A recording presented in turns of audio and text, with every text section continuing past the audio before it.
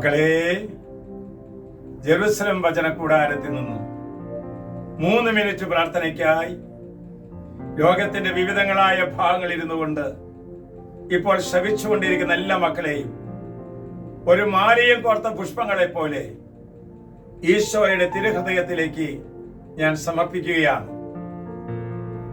November 1 മുതൽ November 9 വരെ ഒരു പ്രത്യേകമായ ശുശ്രൂഷ ജെറുസലേം പ്രയർ ലൈനിലൂടെ നിങ്ങളുടെ ഭവനത്തിലേക്ക് എത്തിച്ചേരുകയാണ്.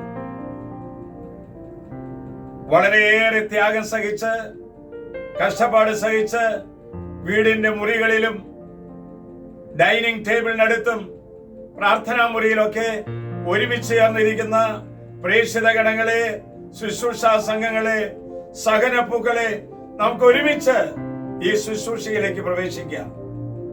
ഇന്നിതാ കർത്താവ് തരുന്ന വചനം 34-ാം സങ്കീർത്തനം 6-ാം തിരുവാക്യം. ഈ എളിയവൻ നിലവിളിച്ചു, കർത്താവ് അത് കേട്ടു, അവന്റെ എല്ലാ കഷ്ടതകളിൽ നിന്നും അവിടുന്ന് അവനെ രക്ഷിച്ചു. മകളെ, ശ്രദ്ധിക്കുവാനോ സ്നേഹിക്കുവാനോ ആരോരുമില്ലാത്തൊരടുത്തേക്ക്, ഒന്ന് അഭിനന്ദിക്കാനോ അനുഗ്രഹ വചസ്സ് പറയുവാനോ ഒരാളുമില്ലാത്ത അടുത്തേക്ക് ഇതാ ഈശോ നിന്റെ മുമ്പിലേക്ക് കടന്നു വരികയാണ്. ഒരു ചെറു പുഞ്ചിരിയുമായിട്ട് നിന്റെ പക്കലേക്ക് കടന്നു വരികയാണ്. എന്തു പറ്റി നിനക്ക് എന്ന് ചോദിച്ചുകൊണ്ട് ഈശോ നമ്മുടെ അടുത്തേക്ക് കടന്നു വരികയാണ്. കടബാധ്യതകളാൽ പൊറുതിമുട്ടിയവര്, ലോൺ എടുത്തിട്ട് തിരിച്ചു കൊടുക്കാൻ പറ്റാത്തവര്, വിദ്യാഭ്യാസ ലോൺ എടുത്തവര്, മകളുടെ കല്യാണം നടത്താൻ വേണ്ടി ലോൺ എടുത്തവര്, ഇങ്ങനെ കുടുംബം മുഴുവൻ ജീവിതത്തിന്റെ ദുഃഖങ്ങളിൽ കഷ്ടതയുടെ പക്കൽ കഴിഞ്ഞുകൂടുന്നവരുടെ പക്കലേക്ക് ഈശോ കടന്നു വരികയാണ്. ഈശോയുടെ സാന്നിധ്യം കൊണ്ട് നിറയുകയാണ്. ആ ദൈവമായ കർത്താവാണ് പറയുന്നത്, നിന്നെ രക്ഷിക്കുവാനും നിനക്ക് വിടുതൽ നൽകുവാനുള്ള അനുഗ്രഹം എന്റെ കൈവശമുണ്ട്. നമ്മൾ കർത്താവിന്റെ സന്നിധിയിലാണ്. ഒരു പക്ഷേ മാനസികമായി തകർന്നവരുണ്ടാകാം, ആത്മീയമായി തകർന്നവരുണ്ടാകാം, ശാരീരികമായി തകർന്നവരുണ്ടാകാം. ഇതാ ഏതാനും സമയങ്ങളെ ആയിട്ടുള്ളൂ ജെറുസലം വചനകൂടാരത്തിൽ നിന്നും ഒരു പക്ഷം സഹനപ്പൂക്കൾ ഇവിടെ നിന്നും യാത്രയായിട്ട്. ഇതാ ഈശോ പറയുകയാണ്, നിന്റെ കണ്ണീര് തുടയ്ക്കാൻ, നിന്റെ കഷ്ടതകൾ എടുത്തു മാറ്റാൻ ഞാൻ നിന്റെ കൂടെയുണ്ട്.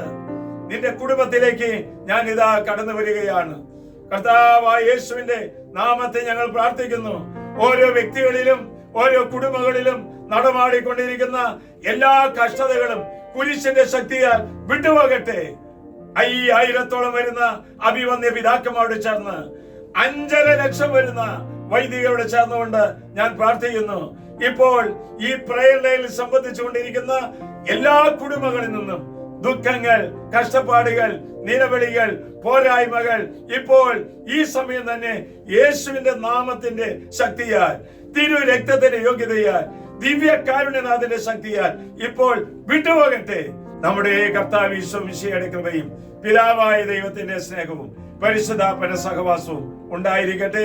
ആശ്വാസപ്രദമായ രാത്രി, പ്രതീക്ഷാ നിർഭരമായ പ്രഭാതം നൽകി അനുഗ്രഹിച്ച് ആശീർവദിക്കുന്നു. ഇപ്പോഴും എപ്പോഴും എന്നേക്കും. ആമേൻ.